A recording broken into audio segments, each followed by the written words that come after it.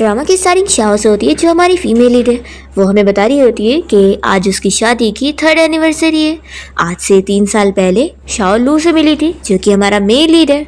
उसके ग्रैंडपा ने शाओ से उसकी शादी करवा दिए थे, क्योंकि वो उनकी फ्रेंड की ग्रैंड डॉटर थी। शाओ तो लू को देखते के साथ ही उसे पसंद करने लग गई थी, और फिर शादी के बाद उसका ख्याल रखने लग गई थी, और उसकी पसंद की नापसंद की सारी चीज़ों को नोटिस करने लगी थी। पर 3 सालों में उसके लिए इतना कुछ करने के बाद भी लू उसे कभी लाइक कर ही नहीं पाया, क्योंकि वो तो बस इतना समझता है कि उसने पैसों के लिए उसे शादी करी है। फ्लैशबैक खत्म होता है और लू यहाँ सभी के सामने किसी शिन नाम की लड़की का बर्थडे सेलिब्रेट कर रहा होता है, जो देखने के बाद शाओ को बहुत बुरा लगता है। तभी वो उसके पास आता है और कहता है कि तुम बेचारी बनने का नाटक क्या कर रही हो, वैसे भी तुमने बस मुझसे पैसों के लिए शादी करी हो, तो ये सारे झूठे आंसू मुझे मत दिखाओ, और तुम्हारे पास कोई हक नहीं कि तुम मुझे पूछो कि मैं क्या कर रहा हूँ क्या नहीं।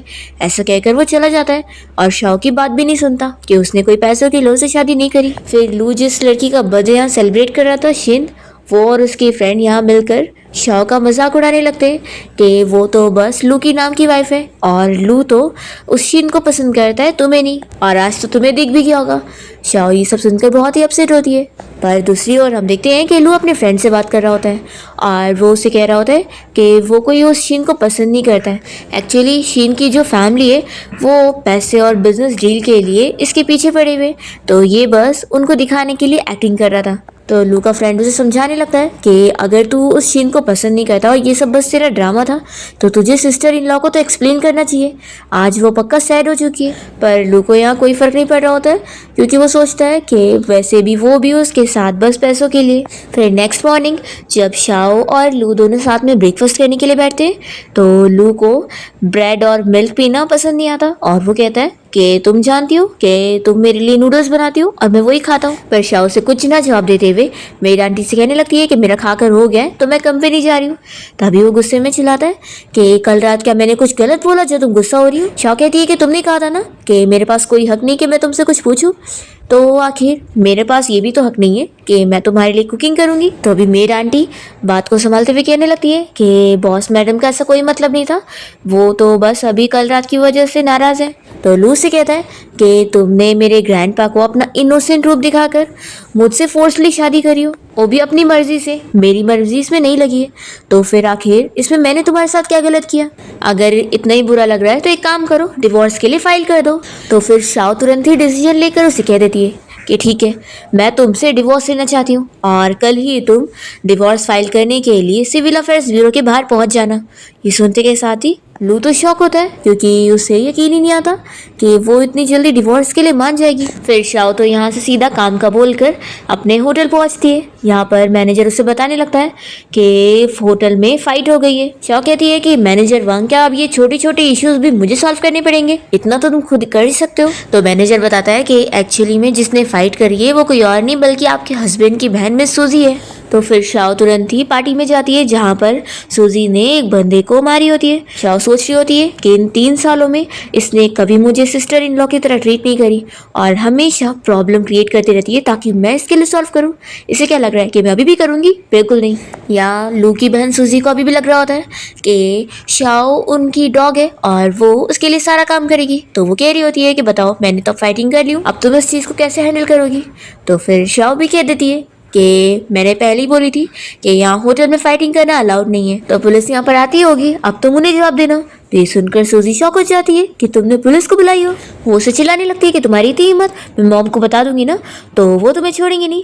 तो भी यहाँ पर फिर शाओ को फर्क नहीं पड़ रहा होता है और वो कहती है कि मैं जा रही हूँ अपना काम करने। तो सूजी कहती है कि अगर तुमने सच में यहाँ पुलिस बुलाई होंगी ना तो मैं अपने भाई को बता दूंगी और वो तुम्हें डिवोर्स दे देगा। तो शाओ कहती है कि जाओ, बोलना है तो बोल दो, और ऐसा कहकर ही चली जाती है। तो सूजी को बहुत गुस्सा आता है और वो तुरंत ही अपनी मॉम को कॉल करके बता देती है कि मॉम, उस शाओ की इतनी हिम्मत हो गई है कि उसने मेरे लिए पुलिस बुलाई है।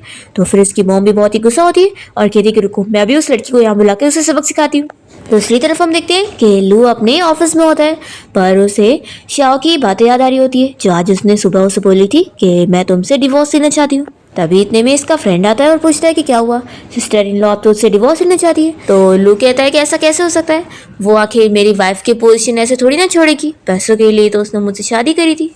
तो ये सब बस उसका नाटक है। तभी इतने में असिस्टेंट आकर बताने लगता है कि बॉस, आपकी वाइफ को आपकी मॉम के गार्ड्स लेकर गए क्योंकि आपकी मॉम उनसे मिलना चाहती है। ये सुनकर फिर लू यहाँ परेशान हो जाता है कि आखिर उसकी मॉम अब करना क्या चाहती है। फिर हम यहाँ घर पे देखते हैं कि लू की मॉम सभी मेड्स और सर्वेंट को बुलाकर यहाँ पर शाओ के बेइज्जती कर रही होती है और उसे कह रही होती है कि तुम हमारी फैमिली की डॉटर इन लॉ, तो तुम्हें हमारे फैमिली के रूल्स के हिसाब से रहना पड़ेगा, और अगर तुम रूल्स तोड़ती हो तो मैं हूँ ना, मैं तुम्हें डिसिप्लिन करूँगी। शाओ समझ रही होती है कि ये यहाँ सभी के सामने बस मेरी बेइज्जती करना चाहती हैं। फिर वो कहती है कि आपने अपनी बेटी को ठीक से एजुकेट नहीं करी हो और वो बाहर जाकर कुछ भी गलत कर रही है, तो मैं बस उसे सिखा रही थी। तो लू की मॉम कहने लगती है कि मेरी बेटी को मैं खुद एजुकेट कर लूँगी, लेकिन डॉटर इन लॉ होने के नाते जो तुमने रूल्स तोड़ी हो उसके लिए बताओ अब तुम्हारे साथ क्या किया जाए। फिर यहाँ पर सर्वेंट शाओ को पकड़ लेते हैं और उसे जाकर एक रूम में लेकर आते हैं। और फिर लू की मॉम यहाँ पर आकर शाओ को चिल्ला रही होती है कि तुम्हें पता है तुमने सूजी को बुली कर रही हो, और सूजी का जो बड़ा भाई था लीशन, जो कि अब इस दुनिया में नहीं है, लेकिन वो उसकी फेवरेट सिस्टर थी, इसलिए अब उसे लीशन के सामने माफ़ी मांगना पड़ेगा क्योंकि उसने ये वाला रूल तोड़ी है। शाओ कहने लगती है कि मॉम, एल्डेस्ट ब्रदर को गए हुए 3 साल हो गए, तो मैं आखिर क्या ही उनसे माफ़ी मांगूँ, आप प्लीज़ मुझे यहाँ से बाहर जाने दो। वो यहाँ बहुत डर रही होती है, पर इसकी मदर इन लॉ फिर भी नहीं मानती और कहती है कि जब तक तुम माफ़ी नहीं मांग लेती तुम्हें यहीं पर ही रहना पड़ेगा। और फिर वो सर्वेंट से रस्सी मंगवा कर शाओ को इस अंधेरे वाले रूम में बंधवा देती है। पर फिर हम देखते हैं कि लू यहाँ शाओ को ढूंढते हुए पहुँच जाता है, और जैसे वो उसे उठाने लगता है तो शाओ डर जाती है कि यहाँ पर कौन आया हुआ है। तभी वो कहता है कि डरो मत, मैं हूँ। और फिर वो तुरंत ही उसकी रस्सी खोल कर उसे यहाँ से उठा के सीधा अपने रूम में लेके जाता है और कहता है कि तुम आखिर इतनी नाजुक हो तो तुम्हारे अंदर इतनी हिम्मत आई कैसे थी कि तुमने मुझसे शादी करी थी। तभी शाओ से दूर होती है और कहती है कि मिस्टर लू, आप मुझसे डिवोर्स ले लो। और फिर वो बेहोश हो जाती है। तभी हम यहाँ पर देखते हैं लू की मॉम और उसकी बहन आपस में मिलकर डिस्कस कर रहे होते हैं। यहाँ पर सूजी कहने लगती है कि मॉम, अब तो भाई को पता लग गया है कि हमने सिस्टर इन लॉ को सज़ा दिलाने के लिए रूम में लॉक कर दिए थे, तो अब वो कुछ बोलेंगे तो मॉम कहती है कि अगर तुम्हारे बड़े भाई की मौत नहीं हुई होती तो आज यहाँ उसके डिसीजन नहीं चल रहे होते। तुम डरो मत, वो कुछ नहीं कर सकता है, मैं अभी भी यहाँ पर हूँ। तभी इतने में लू और शाओ यहाँ पर पहुँच जाते हैं और शाओ लू की साइड लेते हुए उसकी मॉम से कहने लगती है कि आपके बड़े बेटे की मौत के बाद आप सारा का सारा फ्रस्ट्रेशन अपने बेटे लू पे कैसे लगा सकती है। आपको दिख नहीं रहा है कि 3 साल पहले जब आपके बड़े बेटे की मौत हो गई तो उसके बाद सारी चीज़ें लू ही हैंडल कर रहा है, और या फिर आप ये सब इसलिए कर रही है क्योंकि लू के जो डैड थे उन्होंने आपके साथ सही नहीं किया है, तो सारा बदला आप लू से निकाल रही है। ऐसा बोलकर शाओ बैठ जाती है। लू काफ़ी शौक होता है कि इसने मेरी साइड ली। फिर लू कहता है कि मॉम, कल रात आपने जो शाओ को उस अंधेरे रूम में बंद करी हो इसके लिए आप क्या एक्सप्लेन करोगी। तो फिर उसकी मॉम कहती है कि मैंने कुछ ज़्यादा नहीं करी हूँ, बस इसे पनिशमेंट ही तो दी हूँ। तो फिर लू कहता है कि ठीक है, फिर उस अंधेरे रूम में मैं आपको भी बंद कर देता हूँ, फिर देखते हैं कि आपको भी डर लगता है कि नहीं, फिर आपको पता लगेगा कि आप इसमें गिल्टी हो कि नहीं। तो उसकी मॉम कहती है कि क्या तुम पागल हो गए हो, कैसी बातें कर रहे हो। तो फिर लू कहता है कि मॉम, मुझे तो लगता है कि आप हो गई हैं, लगता है बड़े भाई के जाने के बाद आपका दिमाग ठीक नहीं चल रहा है, तो मैं आपको एक अच्छे से हॉस्पिटल में एडमिट करवा देता हूँ। तो फिर उसकी मॉम गुस्सा हो जाती है कि तुम आखिर कैसी बातें कर रहे हो, सब इस लड़की की वजह से हो रहा है, जब से तुमने इसे शादी कर रहे हो तुम पूरे के पूरे डिफरेंट पर्सन बन गए हो और हमेशा ही मुझे गुस्सा दिलाते रहते हो। और फिर ये सब बोलते हुए उसकी मॉम यहाँ रोने धोने का नाटक करने लगती है। तो फिर शाओ उनके सामने आती है और कहती है कि सच में आप तो बहुत ही एक्टिंग कर लेती हो, क्या इन 3 सालों में मैंने कभी आपसे बदतमीजी करी। मैं हमेशा आपकी बात सुनते आई हूँ और आपका सारा कहना मानी हूँ, और ऊपर से जब आप बीमार हुआ करती थी तो मैं ही आपको हर रोज़ मेडिसिन सूप बना कर देती थी। तो लू की मॉम कहती है कि ये तुम्हारा फ़र्ज़ था। तो फिर शाओ कहती है कि ये कोई मेरा फ़र्ज़ नहीं था, मैं तो बस आप पे तरस खा रही थी क्योंकि मेरे पास भी एक मॉम है। और ऐसा बोलकर वो चली जाती है। फिर लू भी तुरंत यहाँ से चला जाता है और वो और शाओ जैसे घर पे आते हैं तो लू कहने लगता है कि सॉरी, आज सब मेरी मॉम की गलती थी और अब से मेरी मॉम जो भी तुम्हें बोलेगी तुम्हें सुनने की ज़रूरत नहीं है। तो शाओ कहती है कि नहीं नहीं, तुम्हारी मॉम तो बहुत महान है और अगर मैं उनके लिए कुछ ना करूँ तो ये तो मेरे लिए गलत होगा। लू से कहता है कि अगर कुछ भी कभी कोई प्रॉब्लम आती है तो अगली बार तुम मुझे कॉल करना। शाह कहती है कि अच्छा, तो फ़ोन नंबर तुमने ब्लॉक नहीं करे हो लेकिन मैसेजेस को ब्लॉक करके रखे हो। तो वो कहता है कि मैंने नहीं किया हूँ और अगर तुम चाहो तो मैं दोनों ही खोल दूंगा। तो शाह कहती है कि मुझे तुम्हारी ज़रूरत ही नहीं है क्योंकि इन 3 सालों में भी तुमने मेरे लिए कुछ नहीं करे। ऐसा बोलकर वो अपने रूम में जाती है। फिर यहाँ लू को अपसेट देखकर उसकी जो मेड आंटी है वो उसे समझाने लगती है कि उसकी वाइफ ने इन 3 सालों में सच में कितना कुछ करी है और घर के लोगों की सारी बात मानी है, पर घर के सारे लोग और वो तक सभी उससे डिसरिस्पेक्टफुल रहते हैं। फिर भी उसने इस कोल्ड घर में 3 साल ही बिता ली, ये बहुत बड़ी बात है। मेड आंटी कहती है कि सच में आपने अपनी वाइफ के साथ गलत नहीं करे। फिर यहाँ पर लू को अपनी गलती का एहसास होता है और फिर वो कहने लगता है कि मेरे लिए भी रूम का इंतज़ाम करो। तो मेड आंटी कहती है कि जब मैडम को पता लगेगा कि आप भी यहाँ पे रह रहे हैं तो फिर वो कितना खुश होंगी। लू कहता है कि मुझे अब एहसास हुआ है कि वो तो एक क्वालिफाइड डॉटर इन लॉ है, कम से कम डिवोर्स होने तक मैं अब उसके साथ अच्छे से रहना चाहता हूँ। फिर नेक्स्ट मॉर्निंग शाओ जब ब्रेकफास्ट के लिए रूम से बाहर आती है तो वो लू को यहाँ बैठा देखकर शॉक होती है। तो वो कहती है कि आज तुम डिनर तक के लिए रुक गए, तो लगता है तुम्हें मुझसे कुछ कहना होगा। तो फिर लू कहने लगता है कि शाओ तुम अपना खाने पे फोकस करो। तो फिर वो कहती है कि तुम मुझे मेरे नाम से मत बुलाओ, तुम मुझे मिस कहा करो, वही तुम पर अब सूट करता है। तो लू कहता है कि तुम होटल के काम से कुछ दिनों के लिए छुट्टी ले लो और घर पे रेस्ट करो, वैसे भी अब होटल तुम्हारा है, तुम अच्छे से मैनेज कर सकती हो।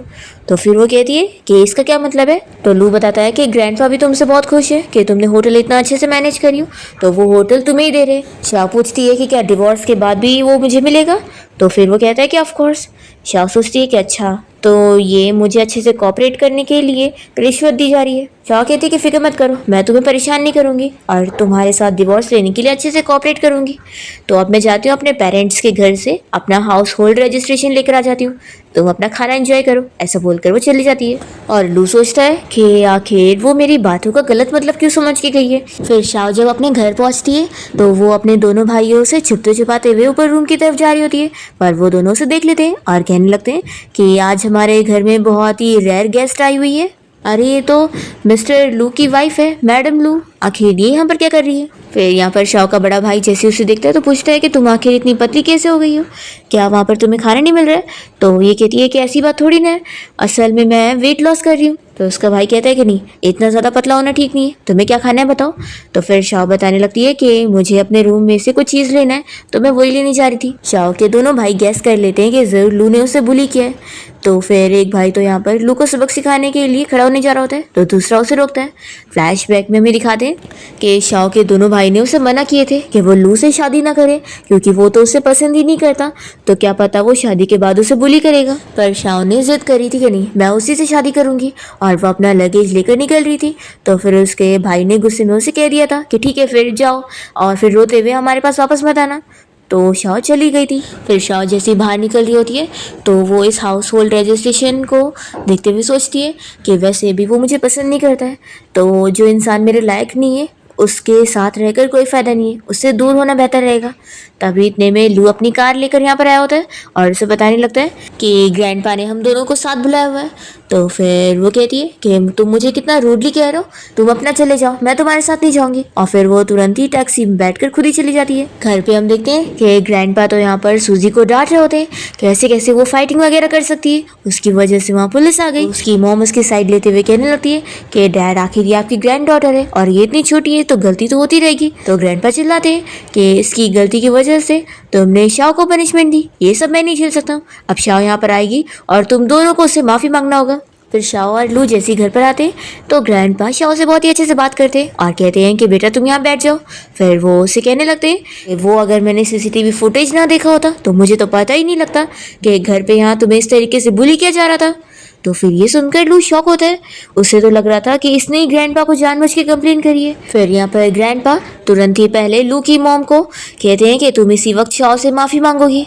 तो फिर शाओ कहती है कि रहने दो, ग्रैंडपा वैसे भी वो बड़ी है। तो फिर ग्रैंडपा कहते हैं कि तुम कितनी ज़्यादा अच्छी हो, लेकिन ऐसे लोगों पर तुम्हारी अच्छाई बर्बाद हो रही है जो कि तुम्हारी अच्छाई को अप्रिशिएट भी नहीं कर रहे। और फिर ग्रैंडपा यहाँ खांसते हुए तुरंत ही बाहर चले जाते हैं और फिर लू भी अपनी मॉम से गुस्सा होते हुए तुरंत ही शाओ के साथ यहाँ से चला जाता है।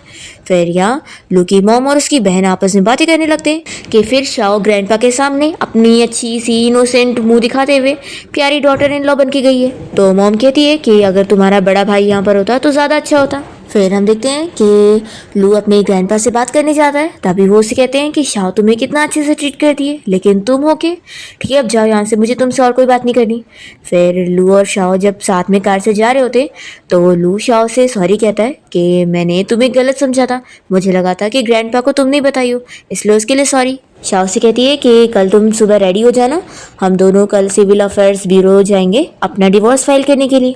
फिर इतने में शाओ को बाहर फायरवर्क्स नजर आता है तो वो लू को दिखाने लगती है कि फायरवर्क्स देखो।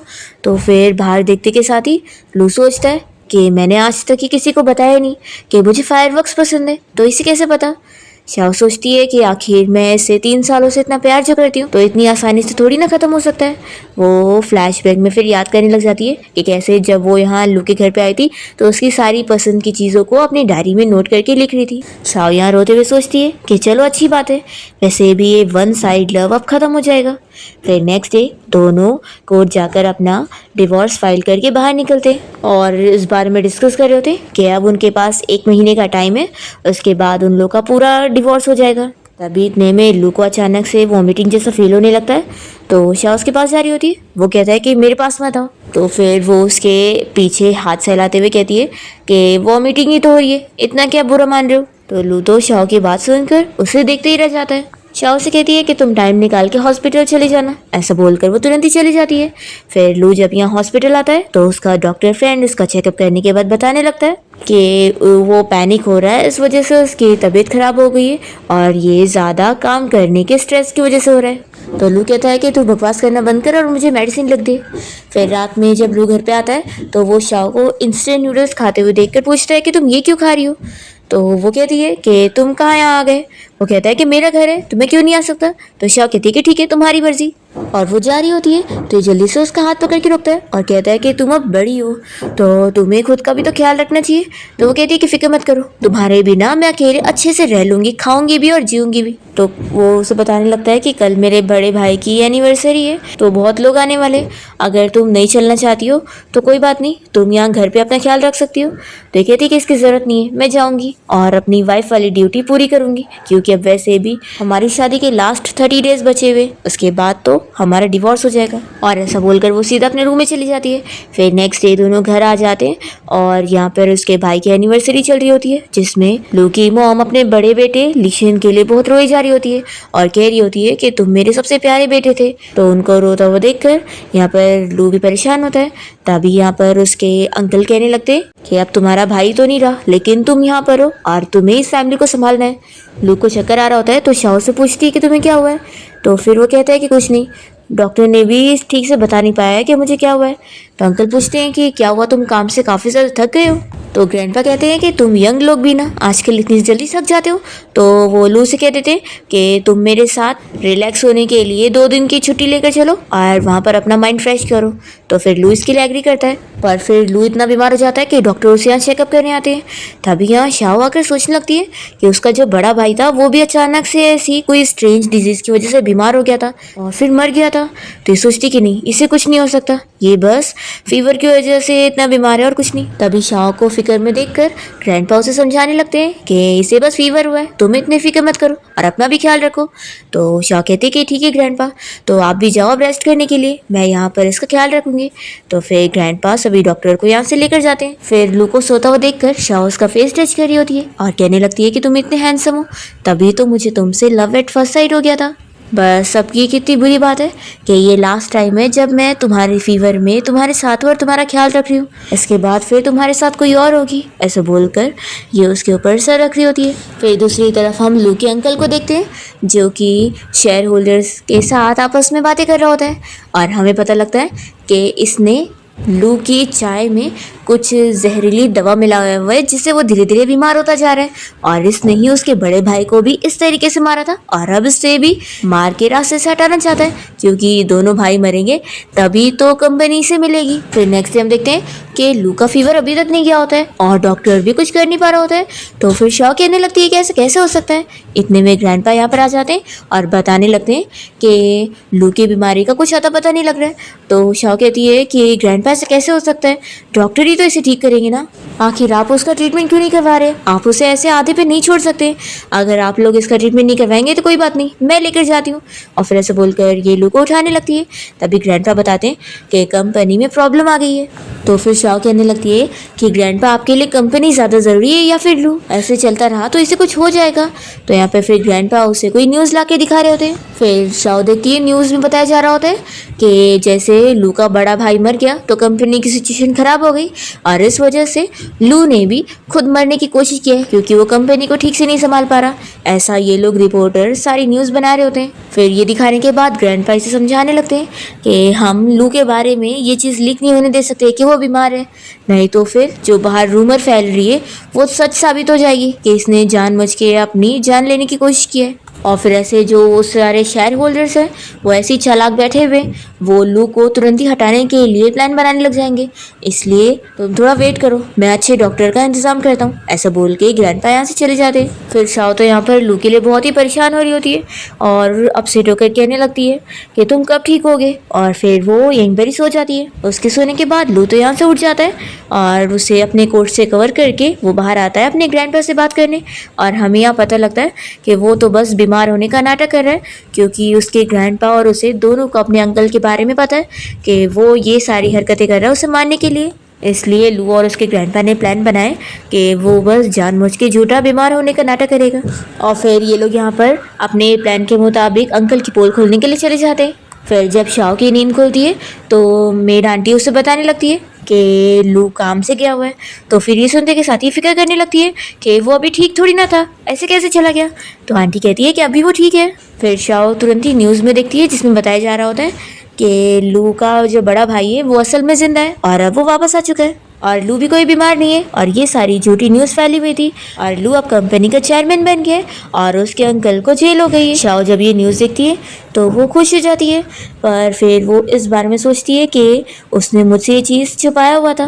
दूसरी ओर हम देखते हैं कि लू अपने ऑफिस में बैठकर कल रात की सीसीटीवी फुटेज देख रहा होता है। अभी यहाँ इसका फ्रेंड भी आ जाता है और कहने लगता है कि सिस्टर इन लॉ तो कल रात तेरे लिए इतना रो रही थी।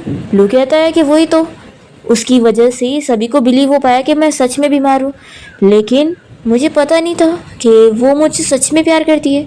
मुझे लगता था कि वो बस प्रिटेंड करती है। पर लू को अभी भी शक हो रहा होता है।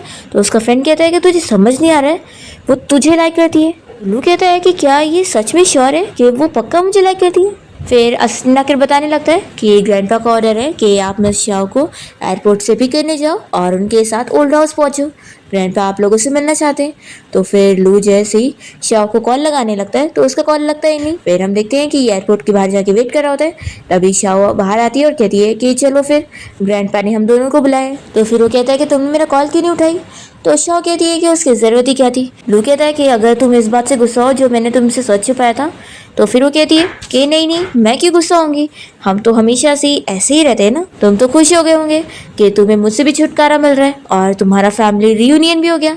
और फिर ऐसा बोलकर शाओ जाती है कान बैठने के लिए और लू सोचता है कि आखिर मुझे क्यों इतना बुरा लग रहा है। दूसरी ओर हम देखते हैं कि लू का बड़ा भाई लीशन अपने घर आ चुका होता है और मॉम उसे देखकर बहुत ही खुश होती है। तो लीशन कहता है कि मॉम देखो अब मैं घर आ गया ना, और देखो अब आपको भी पता लग गया होगा कि मेरा भाई कितने अच्छे से कंपनी हैंडल कर सकता है, तो वही फैमिली का हेड बनने लायक है। तो मॉम कहती है कि तुम बस जिंदा हो ये मेरे लिए काफ़ी है, बाकी तुम जैसा बोलो वैसे ही मैं सुनूंगी। फिर हम देखते हैं कि लू भी शाओ को घर पे लेके आ जाता है और तभी वो देखता है कि उसकी मॉम तो उसके भाई की कितनी केयर कर रही है। फिर यहाँ पे ग्रैंडपा शाओ को सॉरी कहने लगते हैं कि मैंने तुमसे इतनी बड़ी बात छुपाया हुआ था और तुम्हें भी इतना परेशान कर दिया। वो बात ही ऐसी थी, हम ये सिचुएशन को सभी के सामने लीक नहीं कर सकते थे। तो वो कहती है कि ग्रैंडपा कोई बात नहीं। और फिर शाओ लीशन को भी बड़े भाई बोलते हुए हेलो कहती है। तो जल्दी से सूजी आकर कहने लगती है कि ये मेरा बड़ा भाई है, तुम्हारा नहीं। तो फिर लू को गुस्सा आता है और वो इसे कहता है कि वो तुम्हारी सिस्टर इन लॉ है, तुम उससे कैसे बात कर रही हो। तो लीशन तुरंत ही अपनी बहन और मॉम के बदले में शाओ से माफ़ी मांगने लगता है और कहता है कि सिस्टर इन लॉ आप गुस्सा मत हो। फिर ग्रैंडपा कहने लगते हैं कि चलो अब फैमिली प्रॉब्लम सॉल्व हो गई है तो कोई भी ट्रबल नहीं करेगा। फिर डिनर के बाद जैसे ही लू और शाओ यहाँ से जा रहे होते हैं तो शाओ से कहने लगती है कि फिक्र मत करो, मैं कितना भी गुस्सा क्यों ना हूँ, मैं डिवोर्स के लिए कोई प्रॉब्लम नहीं क्रिएट करूंगी। तो लू बीमार होने लग जाता है।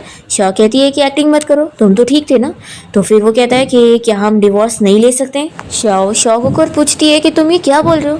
तो फिर वो कहता है कि मैंने अब तक तुम्हें गलत समझा हुआ था, मुझे लग रहा था कि तुम बस मेरे साथ पैसों की वजह से हो, लेकिन अब मुझे पता लग गया कि तुम मुझसे सच में प्यार करती हो। तो शाओ अब नहीं मानती और कहती है कि नहीं, मैं तो सच में तुम्हारे साथ पैसों के लिए हूँ। तो फिर वो कहता है कि ऐसा मत बोलो, मैं सब जानता हूँ अब, और अब तुम फिक्र मत करो, मेरी मॉम और मेरी बहन भी तुम्हें परेशान नहीं करेंगे क्योंकि अब मेरा बड़ा भाई आ गया है। तो क्या हम अब नॉर्मल कपल की तरह रह सकते हैं। शाओ ये सुनने के साथ ही चिल्लाने लगती है कि तुमने अपने आप को समझा क्या हुआ है और तुमने मुझे क्या समझा हुआ है कि तुम जब चाहो मुझे अपने हिसाब से चला सकते हो, जब बोलोगे तब डिवोर्स और जब बोलोगे नहीं। तुम्हें क्या लगता है कि सारी चीजें तुम्हारी विश के हिसाब से चलेगी, हर कोई तुम्हें फॉलो करेगा। ऐसा बोलकर वो जाने लगती है। तो लू उसका हाथ पकड़ के रोकता है और कहता है कि मैं अपने आप को चेंज करने की पूरी कोशिश करूंगा, और देखो ये अब मेरा फर्स्ट टाइम है सच में तुम्हारा हस्बैंड बन के रहने के लिए, तो प्लीज मुझे एक मौका दो, मैं सच में तुम्हें समझना चाहता हूँ और तुम्हारा ख्याल रखना चाहता हूँ। पर शाओ नहीं मानती और कहती है कि ये मेरा भी फर्स्ट टाइम है तुम्हारी वाइफ बनने का, और ऐसा बोलकर वो चली जाती है।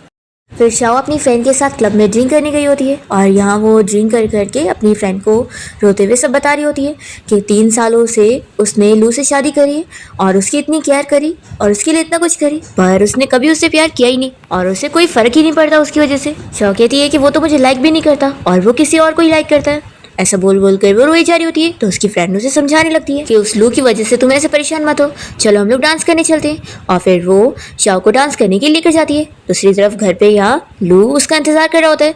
तो मेरी आंटी कहने लगती है कि आपको मैडम को मैसेज करके पूछना चाहिए कि वो यहाँ पर क्यों नहीं आ रही है और कब तक आएंगी। तो लू जैसे ही मैसेज करता है तो उसे पता लगता है कि उसने अभी तक ब्लॉक हटाई नहीं है। तो फिर आंटी कह रही है कि आप भी तो यही करते रहते हैं ना, तो लगता है वो इस बार आपसे ज़्यादा गुस्सा हो गई है, इसलिए उन्होंने वापस आपको ऐड नहीं करी।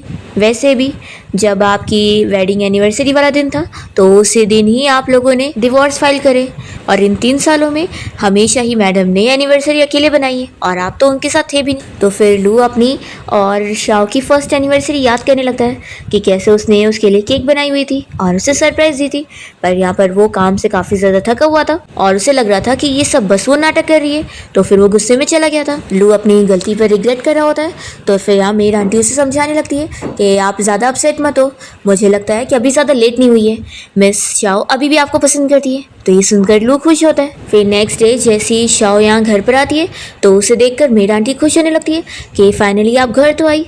तो शाओ देखती है कि यहाँ पर लू है, तो वो पूछती है कि ये यहाँ पर क्या कर रहे हैं। मेरी आंटी बताने लगती है कि बॉस तो कल रात से आपका इंतजार कर रहे हैं और उन्होंने सारी डिशेस आपके लिए खुद बनाए, और मैंने तो कभी इन्हें किसी के लिए कुकिंग करते हुए नहीं देखी, सिर्फ ये पहली बार है। फिर यहाँ लू जल्दी से शाओ को बैठने के लिए बोलता है और उसके लिए खाना निकाल कर उसे दे रहा होता है। तो शाओ कहती है कि ये खाने भी लायक है कि नहीं, तो वो कहता है कि है ना, और फिर वो खुद टेस्ट करके उसे दिखाता है पर मुंह बना के खा रहा होता है। तो शाओ पूछती है कि टेस्टी भी है, तो वो कहता है कि हाँ बहुत टेस्टी है। शाओ कहती है कि इतना अच्छा लग रहा है तो खाओ, फिर मैं जा रही हूँ अपने रूम में रेस्ट करने। ऐसा बोलकर वो चली जाती है। फिर लू अपसेट हो जाता है और वो अपनी कंपनी जाने के लिए निकलता है और अपने असिस्टेंट से पूछता है कि आज तो तुम बहुत ही अच्छे मूड में लग रहे हो। तो फिर असिस्टेंट बताता है कि बॉस फाइनली मुझे मेरी गर्लफ्रेंड मिल गई है। तो फिर लू पूछने लगता है कि तुमने अपनी गर्लफ्रेंड को चेस कैसे करे, क्या मुझे बताओगे। असिस्टेंट कहता है कि बॉस से बहुत ईजी है, बस आपको अपनी गर्लफ्रेंड के साथ अच्छे से रहना होगा और उसकी सारी बातें सुनकर उसे बहुत सारे गिफ्ट भी देने होंगे जो वो उसे पसंद है। तो फिर लू इस बारे में सोचने लगता है कि उसे उसकी पसंद की चीज़ देनी है। असिस्टेंट खुश हो जाता है कि चलो बॉस अब थोड़े चेंज तो हुए। फिर लू तुरंत ही शाओ को वीचैट पर ऐड करने के लिए रिक्वेस्ट भेजता है, तो वो ऐड कर लेती है और सोचती है कि पता नहीं करना क्या चाहता है। वो उसे कुछ जगह का फोटो सेंड करता है और पूछता है कि तुम्हें कौन सी जगह पसंद है। तो फिर ये इसे तुरंत ही ब्लॉक कर देती है। तो लू को फिर उसे कॉल लगाना पड़ता है और वो पूछता है कि आखिर क्या हुआ है, क्या तुम्हें कोई जगह पसंद नहीं आई। देखो जो भी जगह तुम्हें पसंद आई है वो सब अब से तुम्हारी है और तुम उसका रेंट ले सकती हो। तो फिर ये सुनने के बाद शाओ तो बहुत ही ज़्यादा खुश हो जाती है कि अरे वाह, घर बैठे अब मैं पैसे कमाऊंगी। तो फिर शाओ तुरंत ही उसे थैंक यू वाला मैसेज भेज देती है। लू बहुत ही हैप्पी हो जाता है और वो अपने असिस्टेंट को और भी कुछ प्रॉपर्टीज खरीद के अपनी वाइफ को देने के लिए बोल देता है। फिर शाओ इस बारे में अपनी फ्रेंड को बता रही होती है कि लू ने उसके लिए इतनी सारी प्रॉपर्टी खरीद के उसे दे दी है और साथ ही साथ ही में वो कभी कभी अब उसके लिए कुकिंग भी कर रहा है। तो फिर इसकी फ्रेंड ये सब सुनकर बहुत ही शॉक होती है और कहती है कि बताओ फिर अब तुम क्या करने वाली हो, वो तो तुम्हारे लिए बड़ा सिंसियर हो रहा है। तो शाह कहती है कि अब कुछ नहीं हो सकता, उसने ये सब करने में बहुत लेट कर दिया है और अब ये सब का कोई फायदा नहीं है, उस पर्सन के साथ मेरा कोई फ्यूचर है ही नहीं। तभी इतने में लू घर पर आया होता है और वो ये सब सुन लेता है। फिर इसकी फ्रेंड कहती है कि मैं चलती हूँ, तुम लोग बातें करो, और वो चली जाती है। लू यहाँ बैठता है और शाह से पूछता है कि क्या तुम्हें ये सब गिफ्ट नहीं चाहिए, देखो तुम अपसेट मत हो और तुम्हें कोई साइकोलॉजिकल प्रेशर लेने की जरूरत नहीं है, मैंने बोला था ना कि मैं तुम्हें अच्छे से ट्रीट करने वाला हूँ, तुम मेरी वाइफ हो। तो फिर वो कहती है कि तुम्हें नहीं लगता कि हमारे डिवोर्स को अब बस सिर्फ 20 दिन बचा हुआ है और अब तुम मुझे वाइफ की तरह ट्रीट कर रहे हो, तो ये कुछ ज़्यादा लेट नहीं हो गया। लू कहता है कि अगर तुम चाहो तो हम ये डिवोर्स अभी स्टॉप कर सकते हैं। तो वो कहती है कि बिल्कुल नहीं, मुझे तो डिवोर्स चाहिए। तुम्हारे साथ 3 साल रहने के बाद मुझे एहसास हो चुका है कि हम दोनों एक दूसरे के लिए सूटेबल नहीं है। तो फिर लू तुरंत ही कहने लगता है कि अगर मैं चेंज हो जाऊँ तो क्या तुम डिवोर्स के लिए मना करोगी। तो शाह कहती है कि बिल्कुल नहीं, और वो ये कहकर चली जाती है। फिर इसके बाद हम देखते हैं कि लू अपसेट होकर काफ़ी ड्रिंक कर लेता है और वो सपने में देखता है कि शाह उसे छोड़कर जा रही होती है। तो वो उसे मना रहा होता है कि प्लीज़ मुझसे डिवोर्स लेकर ऐसे मुझे छोड़कर मत जाओ, तुम कहोगी कि तुम्हें डॉग चाहिए तो मैं तुम्हें डॉग भी दिला दूंगा, मुझे उससे एलर्जी है तो मैं एलर्जी की मेडिसिन भी ले लूंगा, प्लीज़ मुझे छोड़कर मत जाओ। तो वो उसे और ढकेलती है और चली जाती है और ये बस रोता रह जाता है और यही सारी चीज़ें वो बस सपने में देख रहा होता है। फिर नेक्स्ट हम देखते हैं कि शाह अपनी फ्रेंड के साथ कहीं बाहर गई होती है। तभी उसकी फ्रेंड कहती है कि क्या हुआ, उस लू ने तुम्हें इतने सारे गिफ्ट दिया फिर भी तुम उसकी बातों में पिघली नहीं। तो शाह कहती है कि अच्छा मजाक मत उड़ाओ। तभी इतने में यहाँ पर शाह का कोई पुराना फ्रेंड आया होता है जो कि अब कॉलेज से ग्रेजुएट हुआ होता है, लोगों को बता रहा होता है। इतने में शाओ को एक कार हिट होने वाली होती है तो जल्दी से वो यहाँ शाओ को बचा लेता है और इतने पास शाओ के खड़े होकर वो उससे पूछ रहा होता है कि तुम ठीक तो हो ना। तभी हम देखते हैं कि लू कार में बैठ कर ये सब देख लेता है और वो तो बहुत ही जेलस होकर असिस्टेंट को चलने बोलता है। फिर नेक्स्ट सीन में हम देखते हैं कि लू बहुत ही ड्रंक होकर यहाँ क्लब में पड़ा होता है। तो उसका फ्रेंड आकर उसे देखने के बाद पूछता है कि क्या हुआ है, तू तो ऐसे दिख रहा है जैसे तेरी वाइफ तुझे छोड़कर चली गई है। लू ये सुनने के साथ ही अपने फ्रेंड से कहता है कि तेरी वाइफ तुझे छोड़कर चली गई है। तो फिर उसका फ्रेंड कहता है कि लगता है सच में यही हुआ है, तभी तो तू इतना गुस्सा हो रहा है। फिर इतने में लू को यहाँ पर फिर से शाओ नजर आ रही होती है इल्यूजन में और वो उसे चिल्ला रही होती है कि अब तुम कोई मेरे हस्बैंड नहीं हो, मैं तुम्हें छोड़कर जा रही हूँ, तुमने अब बहुत लेट कर दी है। तो फिर लू उसे बहुत बार सॉरी कहने लग जाता है और कहता है कि वाइफ मुझे छोड़कर मत जाओ। तभी ये सब देखते हुए इसका फ्रेंड तुरंत ही शाओ को कॉल करके उसे कहने लगता है कि सिस्टर इन लॉ यहाँ पर आ जाओ, लू बहुत ही ज़्यादा ड्रंक हो गया है तो उसे पिक करके लेके जाओ। फिर इसके बाद शाओ यहाँ लू को लेने के लिए आ जाती है और उसका फ्रेंड उसे लू को बैठाने में हेल्प करवा देता है और कहता है कि सिस्टर इन लॉ इसका ख्याल रखना। फिर कार से जाते वक्त लू जैसे ही शाओ को देखता है तो वो सोचता है कि लगता है ये फिर मेरा सपना है। फिर वो कहने लग जाता है कि बेबी तुम कुछ बोलती क्यों नहीं। तो बेबी सुनकर शाओ कहती है कि अच्छा तो तुम समझ रहे हो कि मैं तुम्हारी वो शिन हूँ, तुम जरूर उसे इसी नाम से बुलाते होंगे। वो तुरंत ही उस पर गुस्सा करने लग जाती है और कहती है कि ध्यान से देखो कि मैं कौन हूँ, दोबारा मुझे बेबी मत कहना। तभी असिस्टेंट ये सब देख रहा होता है और सोचता है कि मेरे कोल्ड बॉस ऐसे डॉग की तरह बन जाएंगे, मुझे पता नहीं था। फिर नेक्स्ट डे शाओ घर पर होती है और अपनी फ्रेंड को कॉल पर ये सब बता रही होती है कि कल लू कैसे ड्रंक हो गया था और वो मुझे शिन समझकर मुझे बेबी कह रहा था, वो उसे इसी नाम से बुलाता है। शाओ की फ्रेंड को ये सब सुन के गुस्सा आ जाता है। शाओ कहती है कि मैं अब तक समझ रही थी कि उसे प्यार करने ही नहीं आता, लेकिन ऐसी बात नहीं है, वो प्यार करना जानता है, बस वो मुझे ही नहीं प्यार करता है, यही बात है। तभी फिर शाओ की फ्रेंड उसे इस बारे में पूछती है कि मैंने जो तुम्हें बिजनेस डिनर के बारे में बताई थी तुम उसके लिए जाओगी कि नहीं। तो शाओ कहती है कि ऑफ कोर्स जाऊंगी, अब तो वैसे भी मेरा डिवोर्स होने वाला है तो उसके बाद मुझे एक न्यू जॉब का इंतजाम करना है। तो उसकी फ्रेंड कहती है कि ठीक है फिर मैं तुम्हें पिक करने आती हूँ। तभी इतने में लू अपने रूम से बाहर आता है और वो शाओ को थैंक्स करने लगता है कल रात के लिए। तो वो कहती है कि इसकी ज़रूरत नहीं है। तभी लू अपने फ्रेंड की बात याद करने लगता है कि कल वो उससे पूछ रहा था कि तुम्हारी सिस्टर इन लॉ को अब मैं कैसे मनाऊं। तो फिर वो कहता है कि अगर तुझे उसे सच में मनाना है ना तो तुझे अब इनिशिएटिव लेना पड़ेगा। तो फिर यहाँ लू शाओ से कहता है कि तुम्हें काम पे जाना है ना तो मैं तुम्हें छोड़ देता हूँ, वैसे भी आज असिस्टेंट ने छुट्टी ली है तो मैं खुद ही ड्राइव करके जा रहा हूँ। शाओ मान जाती है और फिर दोनों जब साथ में कार से जा रहे होते हैं तो शाओ अपना मोबाइल फ़ोन देखकर हंस रही होती है। तो लू ड्राइव करते हुए देखकर सोचता है कि लगता है ये वही कल वाले लड़के से बात कर रही होगी। फिर वो पूछता है कि तुम्हारी काम की छुट्टी कब होगी। तो शाओ कहती है कि आज मुझे कुछ ज़रूरी काम है तो मेरा वेट करने की ज़रूरत नहीं, मैं लेट आऊँगी। तो फिर लू अपसेट हो जाता है और फिर तभी सामने वो देखता है कि एक हस्बैंड वाइफ लड़ते हुए जा रहे होते हैं। वो वाइफ अपने हस्बैंड को चिल्ला रही होती है कि तुम बस हर वक्त अपने फ़ोन पे लगे रहते हो, तो क्या तुम्हें अब मेरे साथ नहीं रहना है। यहाँ लू देख रहा होता है कि शाओ भी ऐसी मोबाइल में लगी हुई है, उसके ऊपर ध्यान नहीं दे रही है। तो फिर वो अपने कंपनी में आने के बाद इस बारे में सोच रहा होता है कि मेरी वाइफ मुझसे कितना ज़्यादा कोल्ड है, आखिर मैं क्या करूँ उसे मनाने के लिए। तभी फिर असिस्टेंट आकर उसे पूछने लगता है कि बॉस, आज आपको एक बिजनेस डिनर के लिए जाना है और उसका टाइमिंग 8 बजे का है। तो लू मना करने लगता है कि मैं नहीं जाने वाला। तो फिर असिस्टेंट बताता है कि बॉस, मुझे ऐसा लगता है कि शायद आपकी वाइफ वहीं पर जाने वाली है, मुझे ऐसी कुछ न्यूज़ मिली है। तो लू कहता है कि ये तुम्हें मुझे पहले कहना चाहिए था ना, फिर तो मैं चलूंगा।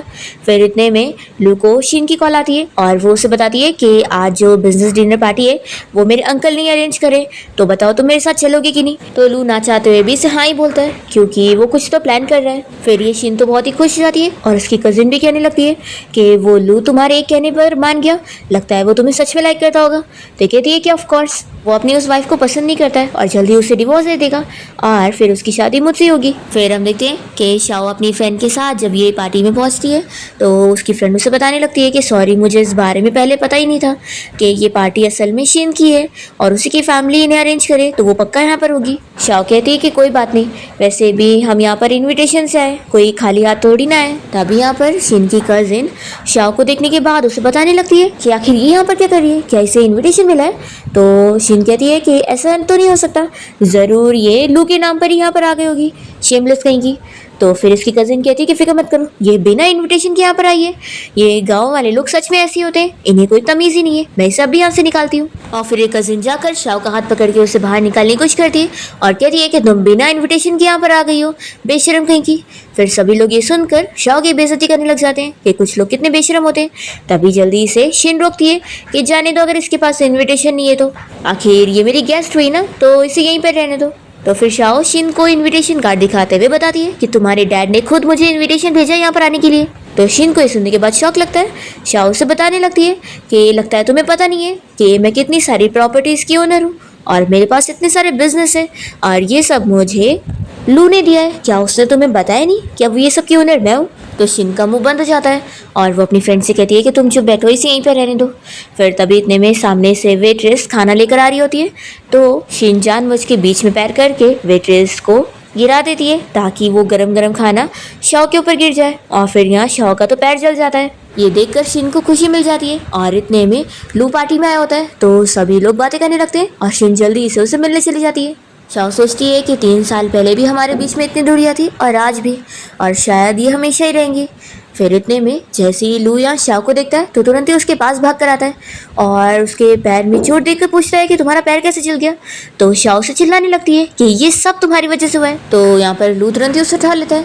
शाओ गुस्से में होती है और कहती है कि उतारो मुझे, पर वो नहीं उतारता और यहाँ शिन और उसकी फ्रेंड को गुस्से में हटने के लिए बोलता है और उसे बाहर लेकर जाता है। पर शाओ बाहर आने के बाद बहुत ही गुस्सा होने लगती है और कहती है कि ये सब प्रिटेंड क्या कर रहे हो, अब भी उतार दो मुझे, और वो उसके ऊपर हाथ भी उठा देती है। फिर यहाँ वो उसे छोड़ देता है और शाओ कहती है कि मुझे कोई फर्क नहीं पड़ता कि तुम मेरी केयर करते हो कि नहीं। तभी यहाँ लू तुरंत ही उसके पैर पे फूंकने लग जाता है और शाओ उसे चिल्लाती है कि तुम पूरे पागल हो चुके हो। फिर वो उसे हॉस्पिटल लेकर आता है और यहाँ डॉक्टर फिर उसके पैर में ट्रीटमेंट कर रहे होते हैं और लू बाहर बैठकर इंतजार कर रहा होता है। तो इसका डॉक्टर फ्रेंड आकर कहने लगता है कि मुझे तुझसे ये चीज़ बहुत पहले पूछनी थी कि अब तो सिस्टर इन लॉ को सच में लाइक करता है या फिर तुझे बस उन 3 सालों का रिग्रेट हो रहा है जो तूने उसकी केयर नहीं किया। लू का फ्रेंड उसे समझाता है कि देख, अगर ये गिल्ट है ना तो उसके लिए भी ये अच्छा रहेगा कि तू उसे जाने दे दे, तभी वो खुश रह पाएगी। तो फिर लू इसे बताने लग जाता है जब उसके ग्रैंडपा ने उसे शाओ से सबसे पहली बार मिलाए थे और वो इतनी क्यूट सी थी और उससे इतना अच्छे से बात कर रही थी, तो उसने सबसे पहली बार स्माइल किया था। तो सुनने के बाद इसका फ्रेंड कहता है कि फिर तो तेरी बातों से लग रहा है कि तू सच में सिस्टर इन लॉ को लाइक करता है। तो फिर इसका फ्रेंड कहता है कि फिर तूने शादी के बाद उसे इतने बुरे तरीके से क्यों ट्रीट किया।